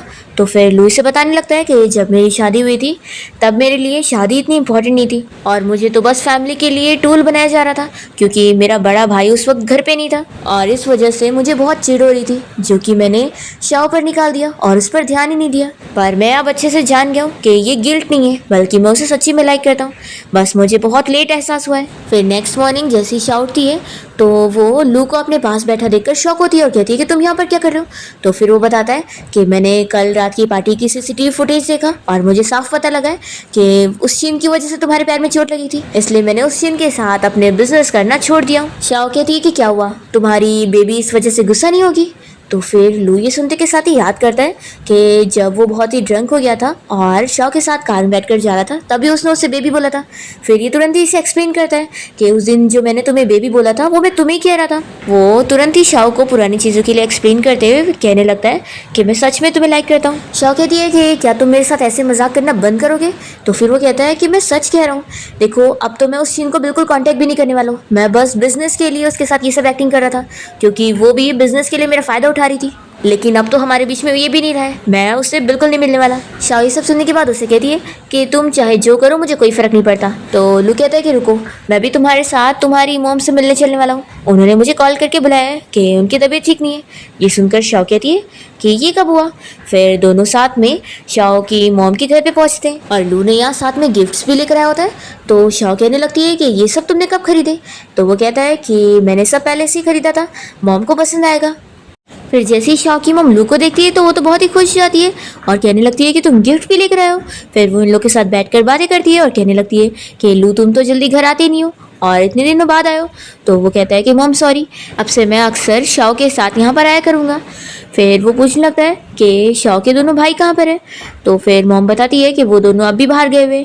तो फिर लू कहता है कि मुझे पता है कि वो दोनों अभी भी मुझे एक्सेप्ट नहीं कर पाए, लेकिन मैं आपसे कह रहा हूँ कि मैं शाओ का बहुत ही अच्छे से ख्याल रखूंगा और अब तो और भी ज़्यादा। और ऐसा बोलकर वो शाओ को अच्छे से मसाज दे रहा होता है। तो फिर शाओ खुश नहीं हो रही होती है। मॉम कहती है कि तुम लोग आपस में बातें करो, मैं कुछ खाना बनाती हूँ, और वो किचन में चली जाती है। तो फिर शाओ लू से कहती है कि चलो अब नाटक करना बंद करो, और वो दूर जाके बैठती है। तो वो कहता है कि वाइफ आखिर मैं क्यों नाटक करूँगा, मैंने तुम्हें बताया था ना कि मैं तुम्हें सच में लाइक करता हूँ। तो शाओ कहती है कि ये सब की ज़रूरत नहीं है, और हाँ अगली बार मेरी मॉम तुम्हें कॉल करेंगी ना तो उन्हें ज़्यादा बात करने की ज़रूरत नहीं है। तो फिर लू कहता है कि लेकिन तुम्हारी मॉम तो मेरे यहाँ आने से बहुत खुश है। तो वो कहती है कि वो इसलिए खुश है क्योंकि वो तुम्हें और मुझे साथ में खुश देखना चाहती है, लेकिन अब मैं तुम्हारे साथ खुश नहीं हूँ, इसलिए तुम्हें ये सारे नाटक करने की ज़रूरत नहीं है। फिर लू तुरंत ही उठकर जाने लगता है। तो शाओ कहती है कि तुम कहाँ जा रहे हो? वो कहता है कि मैं जा रहा हूँ तुम्हारी मॉम के साथ उनकी कुकिंग में हेल्प करने के लिए। मैंने सुना कि तुम्हें अपनी मॉम के हाथ का बनाया हुआ खाना पसंद है, तो मैं भी कुछ सीख लूँ। ऐसा बोलकर वो किचन में चला जाता है। फिर इसके बाद शाओ तो यहाँ बैठे बैठे सो चुकी होती है। तो उसकी मॉम और लू यहाँ पर आकर आपस में उसी के बारे में बात कर रहे होते हैं। शाओ की मॉम लू को उसके बचपन के बारे में बता रही होती है। तो ये सब जानकर फिर लू भी हंसने लगता है। शाओ की मॉम कहती है कि जाओ, ये तो सो गई है तो इसे रूम में लिटा दो। फिर जब वो उसे रूम में लिटा देता है तभी यहाँ पर उसकी फ़ोटोज़ को देखने लगता है, और फिर इतने में इसे यहाँ पर अपनी और उसकी ड्राइंग मिलती है। तो ये देखकर वो बहुत ही खुश होने लगता है। तभी जल्दी से शाओ से ये पेपर ले लेती है। तो वो पूछता है कि तुमने किसे ड्रॉ करी हो? ये कहती है कि बहुत टाइम पहले ड्रॉ करी थी ना, इसलिए मुझे याद नहीं है। तो लू कहता है कि तुमने हम दोनों को ड्रॉ करी हो। तो शाओ कहती है कि लेकिन अब ये ड्राइंग मेरे लिए कोई मायने नहीं रखती, और वो इसे डस्टबिन में फेंक कर चली जाती है। तो लू जल्दी से उन पेपर को डस्टबिन में से निकाल लेता है। फिर इतने में से इसके असिस्टेंट की कॉल आती है। तो कहने लगता है कि हाँ, शिन फैमिली के जो सारे एविडेंस है उसे पुलिस को दे दो, ताकि वो पूरी फैमिली बर्बाद होनी चाहिए। दूसरी तरफ हम देखते हैं कि शिन के डैड को पुलिस अरेस्ट करने पहुंच जाती है और उन्हें इलीगल काम की वजह से पकड़ के लेके जाती है। तो यहाँ पर शिन ये सब देखकर बहुत ही गुस्सा होती है और सोचती है कि मैं उस शाओ को छोड़ूंगी नहीं, लू ने उसकी वजह से मेरे साथ ये सब किया है। फिर दूसरी तरफ हम देखते हैं कि शाओ अपनी फ्रेंड को क्लब से पिक करने गई होती है, और तभी यहाँ पर हान भी आया होता है। तो उसे देखकर शाओ की फ्रेंड कहने लगती है कि मुझे पक्का पता है कि तुम मेरी शाओ को पसंद करते हो, फिक्र मत करो, वैसे भी 10 ही दिन बचे इसका डिवोर्स होने को, फिर उसके बाद तुम इसे चेस कर सकते हो, मैं तो तुम्हें सपोर्ट करूंगी। तो शाओ कहती है कि तुम ड्रंक हो ना, इसलिए कुछ भी बातें कर रही हो, देखो हान और मैं बस फ्रेंड्स हैं। तो ये सुनकर तो हान को अच्छा नहीं लग रहा होता है। तभी शाओ यहाँ पर इसे अपनी फ्रेंड को पकड़ाती है और इसे कहती है कि तुम इसे घर लेके जाओ, मैं भी अपना घर जा रही हूँ। तो फिर वो इसकी बात मान लेता है। जब दोनों यहाँ से चले जाते हैं तो शाओ अकेले यहाँ रोड पर खड़ी होती है, और हम देखते हैं कि शिन जानबूझ के उसे गाड़ी से हिट करके यहाँ से चली जाती है, और शाओ को यहाँ कितनी चोट लगी होती है। पर कोइंसिडेंटली रास्ते में शाओ को उसके भाई मिल जाते हैं और वो तुरंत ही उसे हॉस्पिटल ले आते हैं। फिर यहाँ पर जैसे ही शाओ को होश आता है तो लू भी उससे मिलने पहुँचता है, पर यहाँ शाओ के दोनों भाई इसे मारने लगते हैं। तो शाओ उन लोग को कहती है कि प्लीज़ उसे मत मारो, और वो लू से कहती है कि तुम बाहर जाओ। लू जैसे ही बाहर आता है तो उसका असिस्टेंट बता देता है कि शाओ का एक्सीडेंट करने के पीछे शिन का हाथ है, और शिन को पुलिस ने अरेस्ट करके लेके जा चुकी है। पर वो शिन जिद कर रही है कि वो आपसे मिलना चाहती है। तो लू कहता है कि शाओ तो अभी मुझसे गुस्सा है, तो फिर वो चलने के लिए मान जाता है। फिर जब ये पुलिस स्टेशन में उस शिन से मिलने पहुंचता है तो उससे पूछता है कि तुमने ऐसा क्यों करी। तो वो कहती है कि मेरे डैड को अरेस्ट करवाने के पहले तुमने सोचा था, तो मैंने भी बस तुमसे बदला रही हूँ। तो वो कहता है कि हम तो बस बिजनेस के लिए एक दूसरे का यूज़ कर रहे थे ना, तो तुम्हें आखिर इन सब में इतना इन्वॉल्व होने की क्या ज़रूरत थी। यहाँ पर शीन इसके ऊपर हंसी जा रही होती है और कहती है कि देखना, अब शाओ तुम्हें कभी पसंद नहीं करने वाली है। तुम्हें क्या लगता है कि कोई इंसान किसी को हट करेगा तो फिर वो तुम्हें माफ़ कर पाएगी? बिल्कुल नहीं। फिर उसके बाद लू यहाँ शाओ के पास बैठा होता है और उसे बेहोश देखकर वो यहाँ रो रहा होता है। तभी वो जाग जाती है और पूछती है कि तुम यहाँ पर क्यों आए हो। तो वो अपने आंसू जल्दी से पोंछ लेता है और कहता है कि मैं बस तुम्हें देखने आया था। ये पूछती है कि मेरा एक्सीडेंट किसने किया है। तो फिर ये बताता है कि शिन ने, और पुलिस ने उसे अरेस्ट भी कर लिए और वो सॉरी कहने लगता है। तो शाओ कहती है कि रहने दो, इसमें तुम्हारी कोई गलती नहीं है, तो मैं तुम्हें ब्लेम नहीं करूंगी और अब तुम यहाँ से बाहर जाओ, मुझे तुम्हें देखना भी नहीं है। फिर लू यहाँ से बाहर आ जाता है और नेक्स्ट टाइम देखते हैं कि हॉस्पिटल में डॉक्टर चेकअप करने के बाद बताता है कि अब वो ठीक हो चुकी है, इसलिए वो डिस्चार्ज हो सकती है। तो फिर लू डिस्चार्ज प्रोसीजर हैंडल करने के लिए चला जाता है और यहाँ पर शाओ के भाई उसे पूछने लगते हैं कि लू यहाँ तुमसे मिलने आया था। वो इसे बताता है कि असल में उसने डिवोर्स के लिए मान गया है और डिवोर्स पेपर पे साइन भी कर दिया है। शाओ कहती है कि वैसे भी अब 2 दिन बचा हुआ है और मैं डिवोर्स लेके रहूंगी और घर से भी निकल जाऊंगी। फिर लू शाओ को डिस्चार्ज करवा के अपने घर ले आता है और उसे कहता है कि मैं तुम्हारे बाल वॉश करने में हेल्प कर देता हूँ। तो शाओ पहले तो उसे मना कर रही होती है कि इसकी ज़रूरत नहीं है। तो वो कहता है कि अब हमारे डिवोर्स को सिर्फ 1 ही दिन बचा हुआ है, तो मुझे ये लास्ट मौका दे दो। तो शाओ मान जाती है और फिर यहाँ लू उसके बाल वॉश करने में हेल्प करते हुए उसे बातें कर रहा होता है। तभी वो उसे बताने लगती है कि तुम्हें पता है, ये चीज़ मैंने अपने सपनों में ही सोची थी और आज ये रियल में हो रही है, लेकिन अब हमारे बीच टाइम नहीं बचा। और फिर वो लू से कह देती है कि कल हम लोग ग्रैंडपा से मिलने चलेंगे। फिर दोनों जैसे ही ग्रैंडपा से मिलने नेक्स्ट डे उनके घर आते हैं तो उनसे कहती है कि वो लू से डिवोर्स होने के बाद भी उनसे कभी कभी मिलने आया करेगी। तो ग्रैंडपा कहते हैं कि शाओ तुम थोड़ा देर के लिए बाहर जाओ, मुझे लू से बात करनी है। और फिर ग्रैंडपा लू को चिल्लाने लगते हैं कि मैंने तुम्हें कितनी बार समझाया हूँ कि शाओ बहुत अच्छी लड़की है और इतनी अच्छी लड़की को तुम चिराग से भी ढूंढने जाओगी ना तो कहीं नहीं मिलेगी। आखिर तुम्हें लग क्या रहा था कि मैं शाओ से तुम्हारी शादी करवा के तुम्हारा नुकसान करवा रहा हूँ। और फिर गुस्से में ऐसा बोल के ग्रैंडपा की तबीयत खराब होने लगती है। तो लू जल्दी से उनकी केयर करता है और फिर उन्हें कहता है कि ग्रैंडपा सॉरी, अब मुझे सब समझ आ गया वो कि वो कितनी अच्छी है, लेकिन शायद अब बहुत लेट हो गई। तो ग्रैंडपा उसे चिल्लाते हैं, ये क्या लेट हो गई, तुम कितने बड़े डरपोक हो, जाओ उसे मनाओ, अभी तो तुम सिर्फ 30 साल के हो और अभी तो पूरी बाकी की जिंदगी पड़ी हुई है, तो तुम अब भी हार मानोगे। तो फिर लू समझ जाता है कि ग्रैंडपा बिल्कुल सही कह रहे हैं, अब मैं उसे पूरी तरीके से मनाने वाला हूँ और अपनी सिंसियरिटी दिखाते हुए तब तक उसे मनाऊंगा जब तक वो मुझे एक्सेप्ट ना कर ले। और फिर लू ऐसा बोलकर तुरंत ही बाहर जाता है। तो ग्रैंडपा तो खुश होते हैं। फिर हम देखते हैं कि लू जैसे बाहर आता है तो वो देखता है कि शाओ उसके बड़े भाई लीशन से बात कर रही होती है। लीशन यहाँ लू की साइड लेते हुए शाओ को समझा रहा होता है कि मेरा भाई सच में बहुत ही अच्छा है और वो मुझे लगता है तुम्हें सच में चाहता है, बस उससे थोड़ी गलती हो गई है, वो पहले अपनी फीलिंग्स जान नहीं पाया, लेकिन अब मुझे पूरा दिखता है कि वो तुम्हें सच में लाइक कर रहा है। तो क्या तुम मेरे भाई को एक चांस दोगी। तो शाओ फिर भी नहीं मानती और कहती है कि हमारे बीच की चीज़ें इतनी सिंपल नहीं है और अब तो बहुत लेट है, मैं अब बिल्कुल नहीं मानने वाली हूँ। तो लू ये सब सुनने के बाद रात में जानबूझ के ठंडे पानी से नहाता है ताकि फिर वो बीमार हो जाए। नेक्स्ट मॉर्निंग शाओ से उठाने के लिए आती है तो वो देख लेती है कि उसे तो इतना ज़्यादा फीवर है। तो फिर वो कहती है कि तुम अपना ख्याल रखो, अब सुबह तो नहीं लेकिन हम लोग डिवोर्स फाइल करने के लिए शाम में चलेंगे। तो फिर ये जानबूझ के वापस से ठंडे पानी में नहाकर और बीमार होने का नाटक करता है, पर इस बार शाओ नहीं मानती और कहती है कि बस थोड़ी देर की बात है और तुम्हें चलना ही पड़ेगा। तो फिर लू हार मान जाता है और शाओ के साथ डिवोर्स ले लेता है। जैसे ही दोनों डिवोर्स सर्टिफिकेट लेकर बाहर आते हैं तो लू अपसेट होकर कहने लगता है कि प्लीज़ क्या तुम कम से कम मेरी फ्रेंड्स बन के रह सकती हो, मैं नहीं चाहता कि तुम मेरी लाइफ से पूरी तरीके से गायब हो जाओ। ऐसा बोलकर फिर वो बेहोश हो जाता है। फिर लू की नींद अगले सुबह खुलती है और यहाँ पर उसका फ्रेंड बैठा होता है। लू पूछने लगता है कि शाओ कहाँ पर है। तो फिर इसका फ्रेंड बताता है कि सिस्टर इन लॉ तो यहाँ पर आई नहीं और तुम्हारा असिस्टेंट तुम्हें यहाँ छोड़ कर गया था, और हाँ तुम तो बड़े कमाल के निकले कि डिवोर्स सर्टिफिकेट लेने के बाद ही बेहोश हो गए। फिर लू तुरंत ही यहाँ से उठने लगता है तो उसका डॉक्टर फ्रेंड कहता है कि तुम इतनी जल्दी क्यों जा रहे हो, पहले अपनी पूरी मेडिसिन तो ले लो। पर फिर भी लू नहीं मानता और तुरंत ही घर पहुंचता है और देखता है कि यहाँ शाओ कैसे अपना लगेज लेकर घर से निकल रही होती है। तभी मेड आंटी यहाँ पर शाओ को रोकने लगती है और उसके लिए रो रही होती है। तो शाओ कहती है कि आप बिल्कुल मेरे लिए अपसेट मत हो, वैसे भी 3 साल यहाँ पर रहकर मैं अपसेट ही हुई हूँ, तो इसलिए मैं यहाँ पर एक पल भी और नहीं रुकने वाली। और फिर शाओ तुरंत ही लू को गुड बाय बोलकर उसके घर से बाहर आ जाती है और यहाँ पर उसके मॉम और बड़े भाई उसे पिक करने आए होते हैं। तो मॉम यहाँ उसे कहने लगती है कि तुमने मुझे इस बारे में पहले नहीं बताई कि लू की वजह से तुमने इतना सफ़र करी हो। तो शाओ कहती है कि मॉम मैं आपको फिक्र में नहीं डालना चाहती थी। तो उसकी मॉम उसे हक करके उसकी फिक्र करी होती है कि उसे पहले बताना चाहिए था। फिर हम देखते हैं कि शाओ के जाने के बाद लू तो बहुत ही अपसेट होकर ड्रिंक कर रहा होता है। और तभी यहाँ पर उसकी मॉम मिलने आई होती है और बताने लगती है कि मैं यहाँ पर शाओ से बात करने आई थी, उससे माफ़ी मांगने। मुझे अब लगता है कि वो अच्छी है।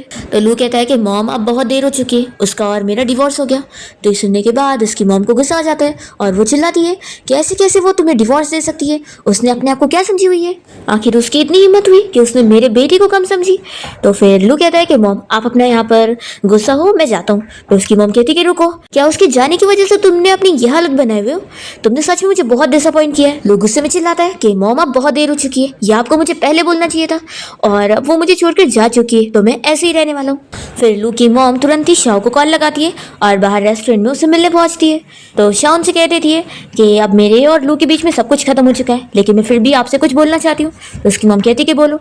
तो फिर शाओ कहती है कि आज जो लू की हालत हुई है ना, इसमें सिर्फ और सिर्फ आपकी गलती है, आपकी वजह से ही वो आज ऐसा बन चुका है। आपका हस्बैंड आपको छोड़कर चला गया, उसका सारा का सारा ब्लेम आपने अपने बच्चे पर डाल दी और बचपन से उसे इस तरीके से ट्रीट करते आई और उसे बिल्कुल भी प्यार नहीं दी, इस वजह से वो ऐसा हो चुका है। इसलिए अब उसे प्यार करना आता ही नहीं है। तो मैं बस आपसे इतना ही एक्सपेक्टेशन रखती हूँ कि अगर आप सच में उसे अपना बच्चा मानती हैं और प्यार करती हैं तो उसे अपने से इतना दूर मत करो। लू सच में बहुत ही बेचारा है। ऐसा बोलकर फिर शाओ यहाँ से चली जाती है और फिर हम देखते हैं कि शाओ अपनी फ्रेंड के साथ क्लब में होती है और यहाँ वो ड्रिंक करते हुए उसे कह रही होती है कि अब मेरी न्यू लाइफ स्टार्ट हुई है। और फिर शाओ तो यहाँ पर बहुत ही ड्रिंक करी जा रही होती है और उसकी फ्रेंड यहाँ पर बहुत सारे मेल मॉडल्स को भी बुला लेती है।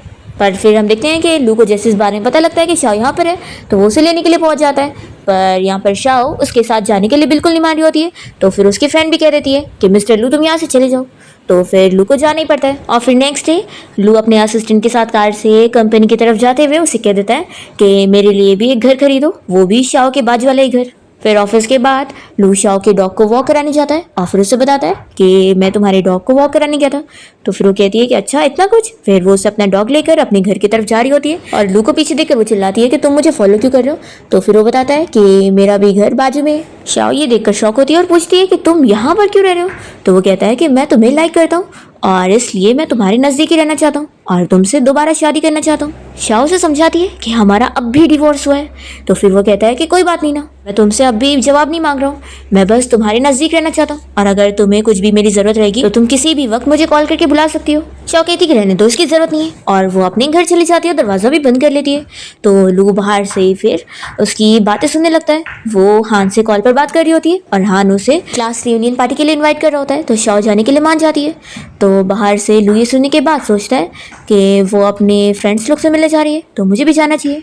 फिर क्लास रियूनियन पार्टी में कुछ क्लासमेट शाओ का मजाक उड़ा रहे होते हैं, ये कहकर कि अब उसका लू के साथ डिवोर्स हो गया, अब तो वो बहुत ही गरीब हो गई है। तो उनमें से एक तो यहाँ पर शाओ को शादी का ऑफर भी दे रहा होता है और कह रहा होता है कि वो शादी के बाद उसे महंगे ज्वेलरी पर्स वगैरह दिलाएगा। शाओ से मना करने लगती है तो वो उसे बहुत बातें सुनाने लग जाता है। तो शाओ भी फिर इन लोगों को पलट के अच्छे से जवाब देती है और यहाँ से तुरंत ही पार्टी छोड़कर चली जाती है। तभी उसका फ्रेंड हान भी उसकी साइड लेते हुए उसके पीछे पीछे बाहर जाता है और वह यहाँ शाओ से अपनी फीलिंग्स कन्फेस कर लेता है। तो वो कहती है कि लेकिन मैं तो ऐसा कुछ भी नहीं सोचती हूँ। तो हान कहता है कि कोई बात नहीं, मैं तुमसे अभी जवाब नहीं मांग रहा हूँ, बस हम लोग फ्रेंड बन के तो रह सकते हैं ना। शाओ इसके लिए मान जाती है और फिर जैसे ही वो यहाँ से बाहर जाती है तभी हान के पास लू आके खड़ा होता है और कहता है कि क्या हम बात कर सकते हैं। वो इससे पूछता है कि तुम्हारे और शाओ के बीच में क्या चल रहा है। तो ये कहता है कि मैं उसे लाइक करता हूँ। तो लू कहता है कि फिर तुम हार मान जाओ क्योंकि वो तुम्हें लाइक नहीं करने वाली है, उसने सिर्फ मुझे लाइक करी है और मुझसे ज़्यादा वो किसी को लाइक कर ही नहीं सकती।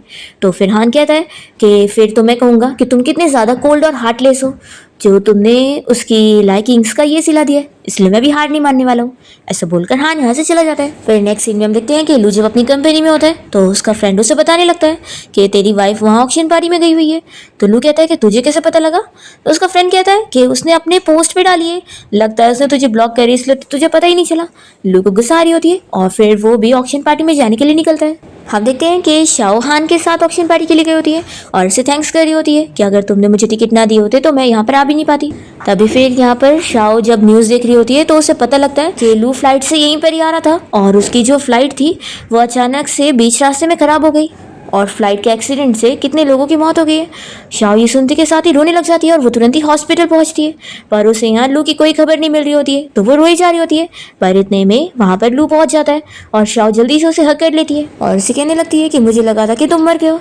पीछे से हान ये सब देखते हुए अपसेट हो रहा होता है और फिर इसके बाद शाओ लू के होटल रूम में जाती है और उसकी चोट पर मेडिसिन लगा रही होती है। तभी वो उसे बताने लगता है कि मुझे यहाँ दर्द नहीं हो रहा है बल्कि दिल में हो रहा है। तो फिर शाओ से चिल्लाती है कि तुम्हें अगर कोई तकलीफ है तो जाओ हॉस्पिटल में चेकअप करवाओ, और वो गुस्से में अपने वाले रूम में चली जाती है।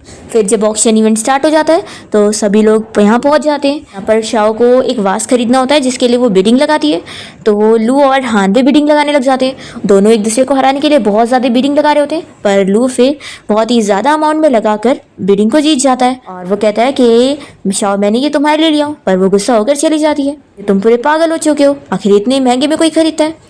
फिर नेक्स्ट डे शाओ उसी वास को देख रही होती है, तभी यहाँ लूज के ऑफिस में आ जाता है और कहता है कि मुझे पता था कि ये तुम्हारे लिए कितना इंपॉर्टेंट है, इसलिए मैंने इसे खरीदा। तभी शाओ जब यहाँ पीछे मुड़कर लू को अच्छे से देखती है तो उसके ऐसे कपड़े देखकर वो शौक रह जाती है और कहती है कि तुम पागल हो गए हो।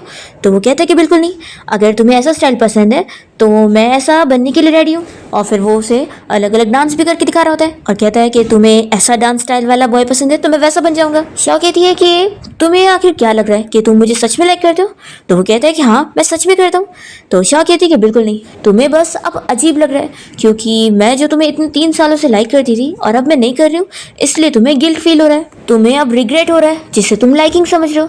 तो वो कहते हैं कि बिल्कुल नहीं, मैं श्योर हूँ कि मैं तुम्हें लाइक करता हूँ। शाओ फिर भी नहीं मानती और कहती है कि तुम ही सोचो, अगर हम लोग 3 साल पहले वाले टाइम पर जाएंगे तो क्या तुम मुझे लाइक करोगे। तो लू इसका जवाब नहीं देता। शाओ कहती है कि हमारे बीच की चीज़ यहीं पर ही खत्म हो रही है, ऐसा कहकर वो चली जाती है। फिर शाओ अपसेट होकर अपने घर पहुंचती है और अपनी मॉम के पास आके लेट जाती है। तो उसकी मॉम पूछती है कि क्या हुआ है, क्या तुम सैड हो। तो शाओ पूछने लगती है कि मॉम क्या मेरी डिवोर्स की वजह से आप एम्बेरस फील कर रही हो। तो उसकी मॉम उसे समझाने लगती है कि डिवोर्स इतना इंपॉर्टेंट नहीं है, तुम्हारी खुशी ज़्यादा इंपॉर्टेंट है। और फिर उसकी मॉम उसका मुंह ठीक करती है और कहती है कि तुम यहाँ पर बैठो, मैं तुम्हारी फेवरेट खाना तुम्हारे लिए बना खिलाती हूँ। फिर जैसे उसकी मॉम जा रही होती है तभी अचानक से उन्हें चक्कर आ जाता है और वो यहीं पर ही बेहोश हो जाती है। जैसे ही शाओ अपनी मॉम को ऐसी हालत में देखती है तो तुरंत ही उन्हें लेकर हॉस्पिटल पहुँचती है और फिर यहाँ ये लोग ऑपरेशन रूम के बाहर इंतजार कर रहे होते हैं। शाओ के दोनों भाई उसे समझाने लगते हैं कि फिक्र मत करो, मॉम को कुछ नहीं होगा। तो फिर डॉक्टर बाहर आके बताने लगता है कि इस हॉस्पिटल में उनकी सर्जरी नहीं हो सकती है और साथ ही सर्जरी करने के लिए भी एक एक्सपर्ट डॉक्टर की ज़रूरत है, नहीं तो फिर उनकी जान भी जा सकती है। हम देखते हैं कि लू को इस बारे में पता लग जाता है तो वो तुरंत ही अपने फ्रेंड की मदद से उस एक्सपर्ट डॉक्टर को कॉल करके यहाँ पर आने के लिए कहता है और ऑफर रखता है कि वो उसे बहुत ज़्यादा ही अमाउंट में पैसे देगा, बस वो यहाँ पर आने के लिए मान जाए। और फिर हम देखते हैं कि लू की हेल्प की वजह से वो डॉक्टर यहाँ पर पहुँच जाता है और शाओ की मॉम का ट्रीटमेंट करने के बाद बाहर आके बताता है कि अब उसकी मॉम सेफ है और वो ये भी बता देता है कि वो यहाँ मिस्टर लू के कहने की वजह से आया हुआ है। शाओ ये सुनने के साथ ही जैसे ही लू को पीछे देख लेती है तो वो तो यहाँ से जा रहा होता है, तो वो उसे तुरंत ही रुकने को बोलती है और उसे थैंक्स कर रही होती है। पर तभी लू सोचता है कि वो बिल्कुल सही कह रही है, मुझे अब उससे डिस्टर्ब नहीं करना चाहिए, वो अपनी न्यू लाइफ स्टार्ट करना चाहती है। इसलिए लू यहाँ से शाओ और हान को साथ छोड़कर चला जाता है और लू को जाता हुआ देखकर शाओ यहीं पर ही खड़ी होती है। तो हान उसे कहने लगता है कि वो तुम्हें सच में लाइक करता है। फिर शाओ की मॉम को जब होश आ जाता है तो शाओ उनसे मिलने जाती है और तभी उसकी मॉम पहचान जाती है कि तुम ज़रूर कुछ सोच में हो। तो फिर वो बताती है कि वो लू के बारे में अभी कैसा फील कर रही है और उसे समझ नहीं आ रहा है कि वो उसे अब क्या जवाब दे। तो यहाँ पर मॉम कहने लगती है कि वैसे तो उसने तुम्हें 3 सालों तक हर्ट करा है तो मैं उसे ऐसे तो नहीं माफ़ कर सकती हूँ, लेकिन फिर भी सब कुछ तुम पे डिपेंड करता है कि तुम क्या फील करती हो और तुम क्या चाहती हो। दूसरी तरफ लू हान से मिलने जाता है और दोनों आपस में शाओ के बारे में बात करते हैं। यहाँ पर हान कहता है कि मैं गिव अप करने के लिए रेडी हूँ क्योंकि मुझे लगता है कि शाओ तुम्हारी सबसे ज़्यादा केयर करती है और मैं उसकी खुशी चाहता हूँ, तो बस तुमसे मुझे यही उम्मीद है कि दोबारा शाओ को हर्ट मत करना। अगर तुमने उसे दोबारा रुलाए ना तो मैं उसे तुमसे छीन लूँगा। और फिर वो यहाँ लू से कहता है कि अब तुम बैठे बैठे देख क्या रहे हो, जाओ अब जल्दी से शाओ के पास। तो फिर लू यहाँ से सीधा हॉस्पिटल पहुँचता है और तभी वो देखता है कि शाओ जब बिल भरने जा रही होती है तभी एक गुंडा उसके ऊपर नजर रखा होता है और उसे चाकू मारने वाला होता है। तो जल्दी से लू शाओ के सामने आकर उसे बचा लेता है और तभी यहाँ उसे चोट लग जाती है, पर फिर एक्चुअली में हमें पता लगता है कि चोट नहीं लगी है, बस वो चोट लगने का नाटक कर रहा होता है और फिर शाओ से चिल्लाने लगती है कि अब ये नाटक करना बंद करो। तो वो उसे हक करके रोकता है और कहता है कि वाइफ तुम मुझे ऐसे छोड़ के नहीं जा सकती हो। तो शाओ कहती है कि अब हमारा डिवोर्स हो गया तो मुझे वाइफ भी मत बोलो। तो वो कहता है कि बेबी प्लीज हम लोग वापस से शादी कर लेते हैं। शाओ कहती है कि तुम कैसी हरकत कर रहे हो, तुम्हारे अंदर तो बिल्कुल शर्म ही नहीं। तो वो कहता है कि हाँ नहीं है, मैं तुम्हें लाइक करता हूँ, इसलिए वाइफ प्लीज मुझसे शादी कर लो और मुझे छोड़कर मत जाओ। शाओ कहती है कि तुम जैसे हरकतें कर रहे हो ना कोई देखेगा तो वो कहता है कि मुझे कोई फर्क नहीं पड़ता। लू कहती है कि ठीक है एक्टिंग करते रहो, मैं तुम्हारा वीडियो बनाऊंगी। तो वो फिर भी करे जा रहा होता है और उसे मनाया जा रहा होता है और फिर तभी उसकी गाल पे किस कर लेता है। फिर नेक्स्ट सीन में हम देखते हैं कि लू अपने फ्रेंड के साथ जब कार से जा रहा होता है तो वो उसे बताने लगता है कि तुम्हें पता है मेरी वाइफ पूरी रात मेरे साथ थी और अब वो सच में पिघल रही है। और ऐसा बोलकर वो शो ऑफ कर रहा होता है। तभी इतने में फिर जैसे वो शाओ को देखता है तो तुरंत ही भाग कर जाता है और इसे रोकने लग जाता है। तो शाओ कहती है कि मुझे ज़्यादा परेशान मत करो नहीं तो मैं सच में तुम्हें ब्लॉक कर दूंगी। तो लू मानकर चुप हो जाता है। शाओ कहती है कि वाह तुम तो सच में मेरी बात सुन रहे हो। तो फिर वो कहता है कि मैं अपनी प्यारी और क्यूट वाइफ की बात जरूर सुनूंगा। तो शाओ तो अब उससे बहुत ज़्यादा खुश होती है। फिर नेक्स्ट सीन में हम देखते हैं कि शाओ की फ्रेंड लू को इस बारे में बताती है कि शाओ के घर की वाटर पाइप खराब हो गई है तो ये तुम्हारे पास अच्छा मौका है, उसके घर पे जाओ और उसकी हेल्प कर दो। तो फिर लू बड़ा खुश हो जाता है और शाओ के घर पे उसकी वाटर पाइप ठीक करने के लिए पहुंच जाता है। शाओ कहती है कि तुम्हें कुछ आता भी है। तो वो कहता है कि वाइफ में बहुत ही टैलेंटेड हूँ, पर फिर वो यहाँ गलती से पाइप को ही फोड़ देता है, उसमें से पानी निकलने लगता है। तो शाओ फिर यहाँ स्लिप होकर गिरने वाली होती है पर लू जल्दी से उसे बचा लेता है और तभी मौका देखकर उसे किस कर लेता है।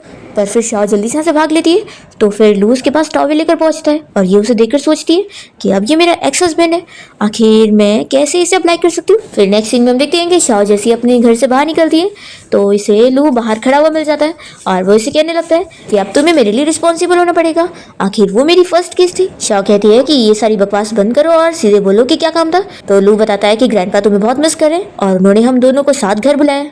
तो फिर कहती है कि मैं ऐसे नहीं जाऊंगी, तुम्हें मुझे प्लीज करना पड़ेगा। तो फिर लू उसके सामने हाथ जोड़कर उसे प्लीज करने लग जाता है तो शाओ मान जाती है। फिर दोनों साथ में ग्रैंडपा से मिलने पहुंचते हैं और बहुत ही हंसी खुशी साथ अच्छे से बात कर रहे होते हैं। ये देख के ग्रैंडपा भी खुश होते हैं और लू की मॉम भी, और वो भी यहाँ उसे अच्छे से बात कर रही होती है। तो लू फिर समझ जाता है और वो शाओ से कहने लगता है कि तुमने करी हो ना, तुम्हारी वजह से मॉम मुझसे इतना अच्छे से बात कर रही है। तो शाओ से कहती है कि मैंने कुछ नहीं करी हूँ, बल्कि तुम्हारी मॉम को अपनी गलती का एहसास हो चुका है। फिर हमें पता चलता है कि शाओ की फ्रेंड और जो लू का फ्रेंड होता है वो दोनों आपस में डेट करने लगते हैं और लू भी यहाँ धीरे धीरे शाओ को मना ही लेता है और उसके और अपनी बीच की सारी चीजें ठीक कर देता है और फिर फाइनली दोनों एक हो जाते हैं और अपनी फीलिंग्स भी कन्फेस करते हैं। इसके बाद शाओ लू को अपने घर पे लेकर जाती है और यहाँ पर लू उसकी मॉम और भाई के सामने अपनी गलती एक्सेप्ट करता है कि उसने 3 सालों तक शाओ को जरा सी भी कोई वैल्यू नहीं दिया था और उसे समझा ही नहीं था, लेकिन अब उसे एहसास हो चुका है कि वो उसे बहुत लाइक करता है और वो उन लोगों से माफी मांगते हुए एक चांस मांगता है। तो फिर मॉम शाओ से पूछती है कि तुम क्या सोचती हो। तो शाओ कहती है कि मैं उसे चांस देना चाहती हूँ। फिर शाओ के दोनों भाई भी लू से कह देते हैं कि अगर तुमने हमारी बहन को फिर कभी रुलाया ना तो फिर हम तुम्हें छोड़ेंगे नहीं। और फिर फाइनली लू और शाओ की एक ग्रैंड वेडिंग होती है जिसके बाद वो दोनों फिर अब सिंसियरली अपनी हैप्पी मैरिज लाइफ बिता रहे होते हैं और इसी के साथ इस ड्रामा की हैप्पी एंडिंग हो जाती है।